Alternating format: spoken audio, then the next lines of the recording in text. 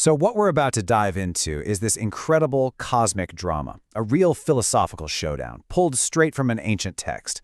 Just picture it. You've got this powerful God who's so sure of his own perfection that he's completely blind to reality. Then, lurking in the shadows, there's this sinister tempter pulling all the strings. And right into the middle of it all walks the Buddha, ready to challenge the very fabric of their world. All right, so here's the roadmap for how this amazing story plays out. We're going to start with this God's big mistake, then watch as the Buddha throws down a direct challenge. Right after that, the tempter, Mara, makes his move. And that's when we see the great illusions start to unravel, leading to this incredible display of power that changes absolutely everything. Okay, so our story kicks off in a realm way beyond ours, a celestial plane that's home to a really, really powerful and ancient deity named Brahmā. Now, this Brahmā, he wasn't just some run-of-the-mill god. He had immense power, and his lifespan was just mind-bogglingly long. But, all that time had actually led him to a huge misunderstanding, a kind of cosmic blind spot about his own existence. So he's looking out at his realm, and he declares that this is the absolute truth.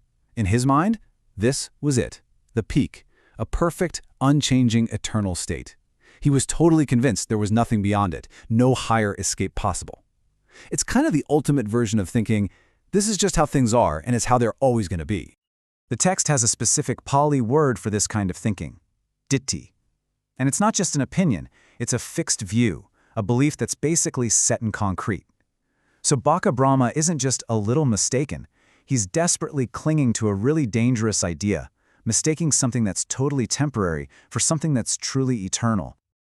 Well, you can bet that a cosmic misunderstanding this big didn't just fly under the radar. From the human world, the Buddha sees it all with perfect clarity, and he knows it's time to step in. And he doesn't just, send a letter. Like a strong man flexing his arm, the Buddha vanishes from our world and, boom, instantly appears in that heavenly realm. He's there to confront this whole delusion right at the source. And he does not waste any time. He doesn't beat around the bush. He looks this powerful God right in the eye and says it plainly. Your belief in permanence isn't wisdom. It's born from ignorance, or what's called avijjā. Okay, so this is where you can really see the core conflict. On one side, you have Brahmā's worldview, permanent, stable, eternal, basically a closed system with no way out. But on the other side, you've got the Buddha's completely radical perspective. Everything is impermanent, everything is unstable, and, this is the big one, there is a higher escape. This isn't just a little disagreement, it's a fundamental clash of two different realities. But just when you think this is going to be a straight-up philosophical debate, another player enters the stage. And this one is way more sinister. Right then, Mara, who's basically the ultimate tempter and the embodiment of delusion in this whole cosmology, makes his move. But he doesn't show his own face. No, in a really insidious twist, he actually possesses one of Brahmā's own attendants and starts speaking through them. So Mara, using this poor attendant as a mouthpiece, pulls out the classic strategy of fear and flattery.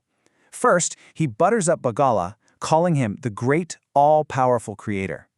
Then he turns on the Buddha with a threat, basically saying, if you reject this world, you'll suffer, but if you praise it, you'll be rewarded. It's a warning shot. Don't you dare go against the grain. Look around, buddy. Everybody here is on his side, not yours. But you know what? The Buddha is completely unfazed. Not by Mara's threats, not by the divine splendor of Bacchus' court. He just sees things exactly as they are. And this is just an incredible moment. The Buddha looks at the possessed attendant, but he's not talking to the attendant. He's speaking directly to the puppet master inside, calmly saying, I know you, Mara. He sees right through the whole deception, and with just those few words, the threat is completely neutralized. Then he drops an absolute bombshell. He explains that Baka, his entire celestial court, anyone who buys into this idea of permanence, they're all already under Mara's control. They're trapped in this system of delusion. But the Buddha, he's standing completely outside of it. And to just completely pull the rug out from under Baka's illusion, the Buddha hits him with a history lesson about Baka himself that he's totally forgotten. He reminds the god that he wasn't always here. He actually used to live in an even higher realm, fell from there and was reborn in this one. So much time has passed that Baka has simply forgotten his own personal history of change and impermanence.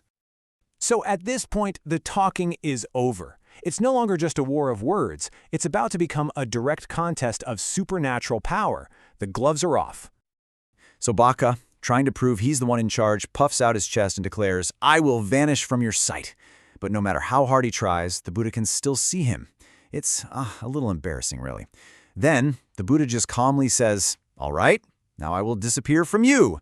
And poof, he vanishes, so completely that no one, not Baka, not any of his followers, can find him. But his voice is still there, echoing through the court.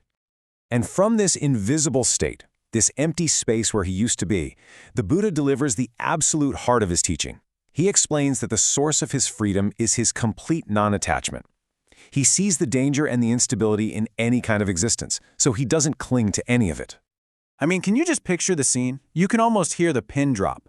Baka Brahmā and his entire divine entourage are just utterly astounded. They've just realized that they've witnessed a kind of power, a depth of understanding that is so far beyond anything in their magnificent, but ultimately temporary world.